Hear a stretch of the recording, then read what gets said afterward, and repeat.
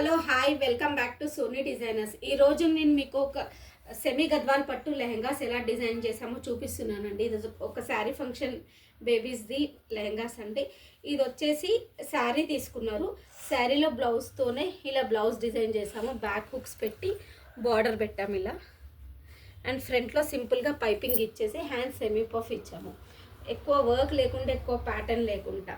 And దీనికి వచ్చేసి contrast dupatta ఇలా ఇచ్చామండి.